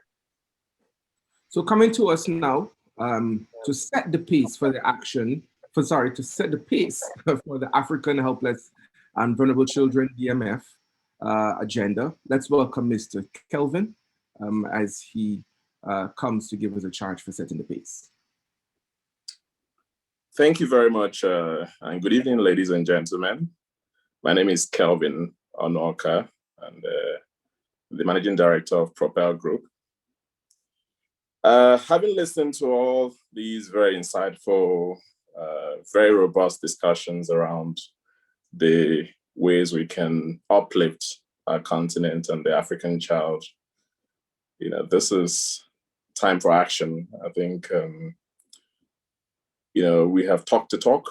I think it's about time we walk the walk. Divine Mercy Foundation has set the pace already. What we need now do is to chart a course and come up with actionable goals. We all recognize that the task is enormous. As much as we as Divine Mercy, there's quite they've done a lot over the years, but to achieve any sort of critical mass, it requires collaborative efforts. I like to refer to the Chinese proverb that says that if you want to go fast, you go alone, and if you want to go far, you go together. My colleagues and the previous speakers and my beautiful wife has summarized it all. The African child is marginalized. They have been almost disconnected from the global reality and the direction in which the world is going. And part of that problem has been the lack of access to basic education, lack of access to the right amenities, the right tools to get them prepared. My sister Martin has spoken about the fourth industrial revolution, which we all know is already happening. And the African child, sadly, is again not playing a role. The African child is not prepared. I mean, I was very moved when I listened to the children when they spoke with such passion. And I just imagine a world where they are given the opportunities to thrive, where they're given the same opportunities as their counterparts in other parts of the world. So this basically, I'm calling upon all of us, both private and public sectors, to play a role, to just contribute your own quota, so that we can prepare these children for this industrial revolution that is driven by technology. It's creating new jobs, it's creating new opportunities, and I would like to see a world where the next Bill Gates and the next Mark Zuckerbergs are Africans, and we have the potential. You can see from our children when they presented. I was watching one of them actually literally just not even looking through her books or her write-up. She was presenting from, you could tell that it's coming from the heart. They are prepared, they are ready. We just need to equip them. When I look at the industry where I operate, first of all, I studied law because, I grew up in a generation when our parents wanted us to either be a doctor or a lawyer. And we all went that route. And unfortunately, the world has changed. The world has changed very significantly, where artificial intelligence is taking over the industry. Law, for example, you find that AI are actually becoming more useful in law practice, where law firms are downscaling and actually moving towards artificial intelligence. And you realize that our children, the previous generation where we looked at this as the skill set to have has changed. The world has changed. So we need to start investing more in STEM technology, the STEM and STEM education. But of course, the mismatch between the skills that the modern businesses require and the education that the African child is receiving are completely disconnected. The African child is still being taught, for the first industrial revolution, which basically utilized water and steam power to mechanize production. Today, the fourth industrial revolution is a digital revolution, and it's moving at a very fast pace and disrupting almost every industry. So if you look at the pandemic, for example, what has happened is that we are all now working remotely. we are all, technology is playing a big role in how we relate to one another. I mean, this forum, this webinar is an example of the fact that the world has changed. You know, we all need to be tech savvy. We need to be technologically inclined, and you know, a lot of our children are not having access to Wi-Fi. They don't have access to technology or computers. They don't even know how to use it. So how are they going to play a role in the new world? You know, so through this initiative, I believe that the Divine Mercy Foundation, you know, wants to give and has already started with this project to give the same opportunities to the African child, and we are committed. You know, my company is involved in technology. We started building drones, and one of the things that we did is that we started teaching young kids, because we realized that our company, in order to succeed, will need to prepare the next generation on how to code these drones, how to build these drones. And we gave them an opportunity. We gave them an opportunity to actually build something. We brought 3D printers. We brought in the equipment, cutting, and and just to give them an opportunity to try and fail, you know. And a lot of the times they crash these drones, they build things that will fly halfway and come cascading down. But they were excited about, you know, with the opportunity to just do something, to be part of the new world. And that's really what we owe these children. We need to all get involved. It takes it's going to take a lot. The task is enormous, but we're going to have to start from somewhere. You know? And I'd like to close by quoting the Chinese proverb that says the best time to plant a tree was 20 years ago. The second best time is now. So I would like to call upon all of us to join hands with Divine Mercy Foundation, and let's bring this home. Let's make this dream a reality. Thank you very much, and thank you for listening. Thank you very much. Thank you very much, Mr. Kelvin. Before we go, I would like to leave you with one piece of advice, everyone. We are all part of an organization that's impacting the lives of youths, children, both male and female, be it rich or poor, middle class, whichever. But I want you to remember one thing. There's organizations that have resources, and then there are organizations that have ideas. Taking the two together, they will work. But standing alone, it will not work. So with this being said, some of us have the resources, but we don't have the idea.